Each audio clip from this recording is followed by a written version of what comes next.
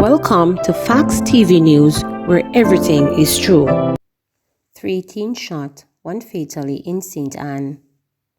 3 teenagers were shot, 1 fatally, during an attack by a gunman at Breadfruit Tree in Pineapple Place, Ochorios, St. Anne on Friday evening. The dead man has been identified as 18-year-old Caldon from Pineapple Place. The 2 injured persons, both males, are from St. Mary addresses. It was reported that about 8:10 p.m., all 3 were standing in a family yard with other persons when they were approached by a man armed with a handgun who opened fire on them.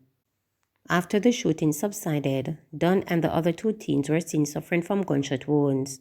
All 3 were rushed by residents to hospital, where Dunn, who was shot in the left side of his chest, died while being treated. The other 2 males were admitted. Sagicor employee slapped with multiple charges in connection to $69 million fraud. A 4th woman has been charged in connection with the $69 million fraud discovered last October at the Sagicor Bank.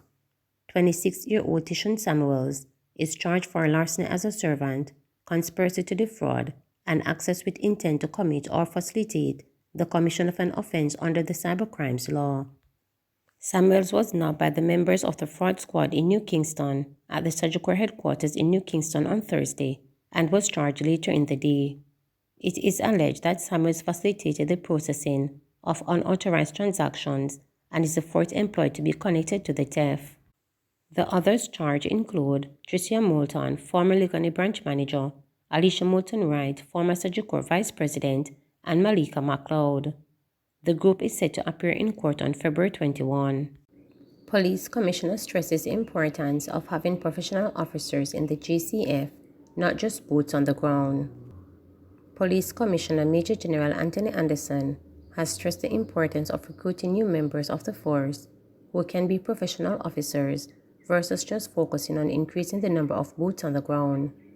He was reacting to calls from the sector of society for the constabulary to boost its presence in various areas as part of efforts to tackle crime and violence or maintain order. Speaking at a town hall meeting in Montego Bay, St. James on February 9, Commissioner Anderson acknowledged the complaints that more cops are needed in troubled sections of western parishes. There were also complaints of limited resources such as service vehicles and other equipment. Commissioner Anderson said over the years, the JCF has been recruiting and training more persons. He said just having the numbers will not solve the problem. He noted that the new members must have the right attitude. Commissioner Anderson added that the intention is to provide police divisions with an adequate number of cops who can deliver quality service. There's a lot of discussion from time to time about adding additional boots on the ground. Well, that is really not my view of it or position on it. I want additional professional police officers. I don't want boots. I don't want to just put up some people. The reality is there are discussions that just say add numbers. That's not going to solve our problem. We need to add professional police officers. What does that mean? It means that I have to go and recruit the right sort of young person. I have to vet them to ensure that I'm taking in the right sort. And then I have to expose them to high quality training. And I have to do this in such a way that it really doesn't matter which of the 4 institutions you go to. When you come out, you can deliver policing to the same standard. We went through a process of recruiting the right sort of person to be instructors, layering on those instructors all manners of training, not only about instructional things, but about policing, about police forces, about what they need to deliver. Because they have to take young people from different backgrounds and then shape them, not just in terms of the knowledge they get about policing, but shape attitudes. Because really, when you meet a police officer out there, the first thing you're going to meet is their attitude. So if it's a good attitude, you will have a good experience. If it's not a good attitude, you won't. Then beyond that, they have to have knowledge about policing. So when somebody who was born in 2004 is now empowered, we have to ensure through training and discipline and all of that, that this person is going to deliver that service and understand that that's what they're doing in a way and manner that shows that they have understood the values of the JCL. What we're delivering now is that we are growing the force by approximately 800 persons a year. So for the first time We went to 12,500 last year. By the end of this one, I'm looking at being at 13,000 officers. What that means is, in days gone by, Mr. Ellis would say he needs some officers, and we give him 5 or 10. Now, 10 officers to St. James is water in the desert. It's absorbed in a second. It means now I can send 40, and you can see down the road, you can get another 30.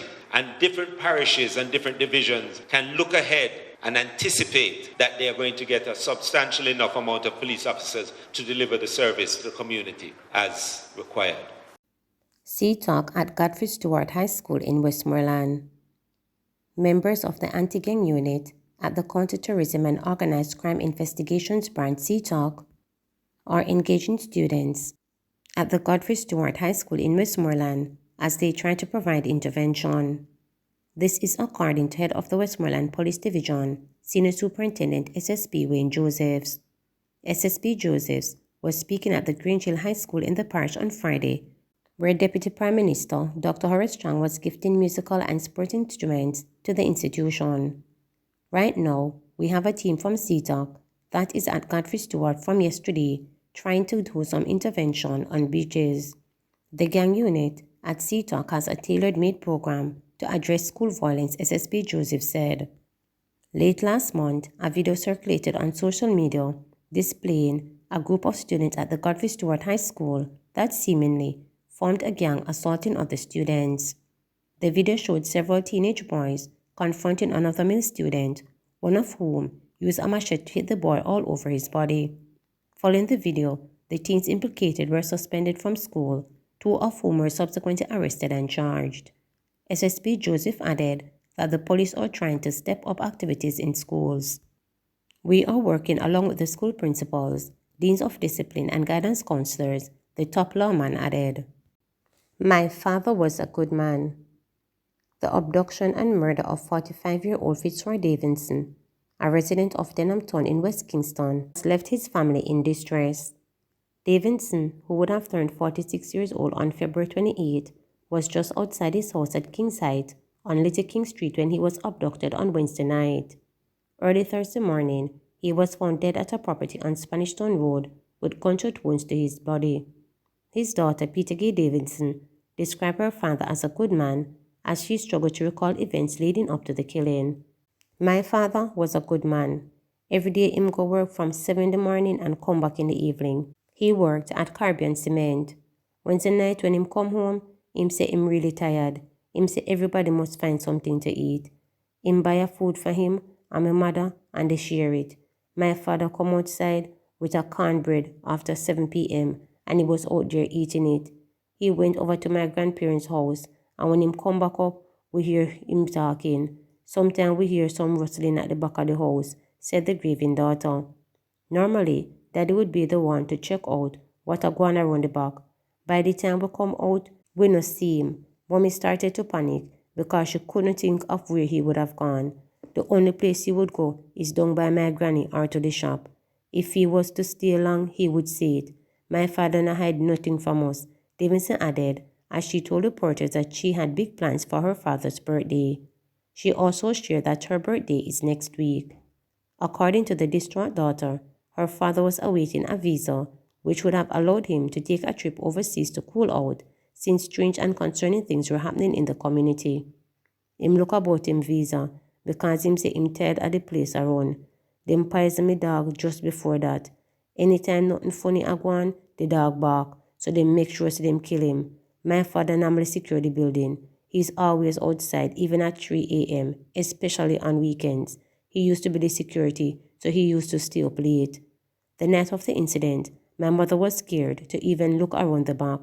When she came out, she saw the cornbread and the juice out there. My father wouldn't leave them there, so we knew something happened. We heard him cursing with somebody before he went missing. We called him, and him phone did just a ring. I don't see why anybody would want to hurt my father. My father was such a peaceful man. When my father cooked, him give everybody, she said. Davidson's father, Sylvester, told reporters that he is frazzled by his son's murder. Media Zero, the 76-year-old, explained. He treat me good. He was a good youth. He was a good family man. As big as his children are, he treated them like babies. Anything him pitney them want, him work and give them. He is the one who kept the place clean. He's always finding something to do, said the elder Davidson. Please remember to subscribe, like, share, and click the notification bell